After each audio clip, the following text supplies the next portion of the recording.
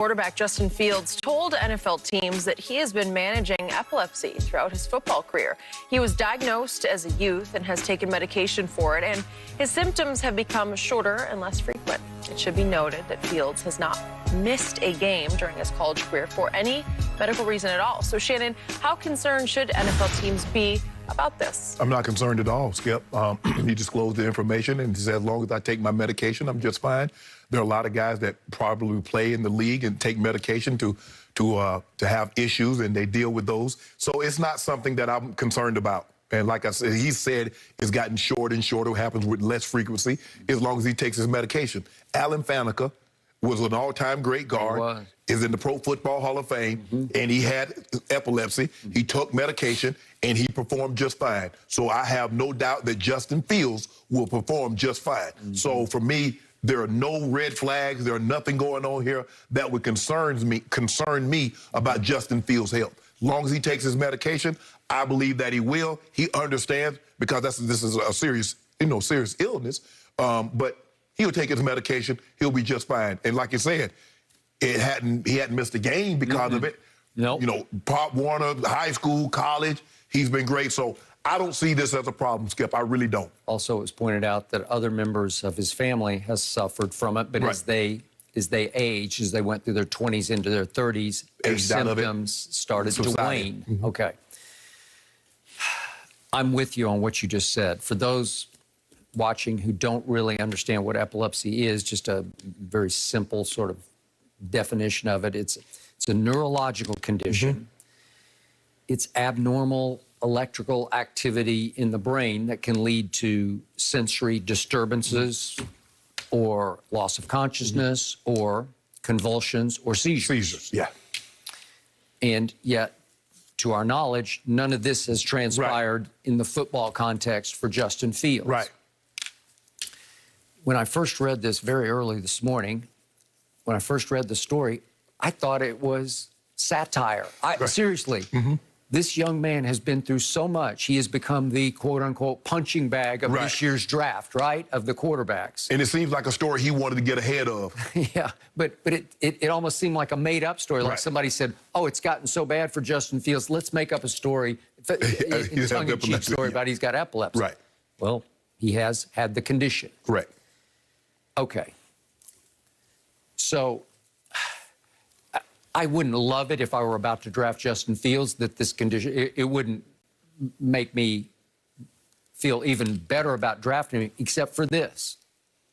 You want to talk about a tough kid? You want to talk about physically and mentally tough? Remember, he got his ribs cracked, and he just shrugged it off and kept on keeping on. Right. And we've seen others try to play with cracked ribs in your league, and it ain't hard. Easy. It's not easy. You know. So no one has questioned his mental or physical toughness. Correct. And I think this could actually be a plus for him. I mean, you dread that he would have a seizure in the midst of some game. But the point is, he hasn't. Right. And the point is, his family history would show you he should get nothing but better. Right. And the point is that despite all of the discounting of Justin Fields, I'm going to say it again. I had this epiphany last night. To me, the Jets should take Justin Fields. That's how good he is. Like, he's better than Zach Wilson. We're going to do a whole topic on Zach Wilson a little bit. He's more trustable. He's more durable. He's a better athlete. He has a bigger arm. He's played bigger on bigger stages. If you just put the Clemson tape in, that's Brent Venable's defense. Right. It's high-level defense, and that was a big-time football game. Right. He destroyed them. He did. With 6 touchdown passes. And that came off his worst game, which was the Big Ten championship game against Northwestern, in which he just had a bad day. Right. But did it impact him going forward into the Clemson game? Nope. Nope. Did not. No. So, to me, I've said this from the start, Justin Fields is the guy that the Jets should be all over at number 2, because he's that guy. Now, Trey Lance is the X factor here. Right. If you fall in love, and it's a tough one because you just have a very small body of work. Right. I love what I see on YouTube, but it's a YouTube. I didn't watch a whole game. Right. Some people question his consistent accuracy.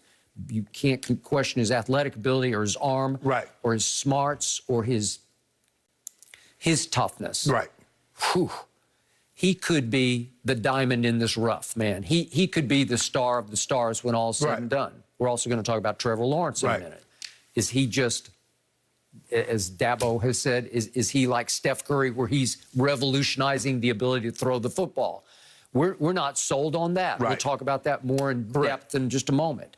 But Justin Fields shouldn't be discounted because he's big time. And to me, all of the above, it adds up to he should go to the Jets at the number 2 pick. And I told you from the start, I still couldn't get through my head why the Shanahans would trade all the way up to only number 3 because they can't control their fate. Unless, to your point, you say, well, they're so confident in themselves. They just say, okay, whichever way you go, we'll take the other one. We're going to be good. And we gave 2 next 2 years of first rounders to get there because we must, they have to know that they like 2 or 3 of them and they'd be happy with 2 or 3 of them.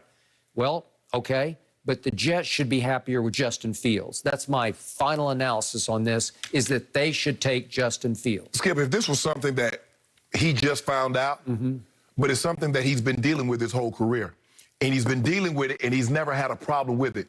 Terrell Davis had migraines, and once they gave him the proper medicine, he didn't have migraines. Okay, but they impacted a Super Bowl you played in. But that's because, Skip, he was dealing with migraines, and they didn't really know how to treat it.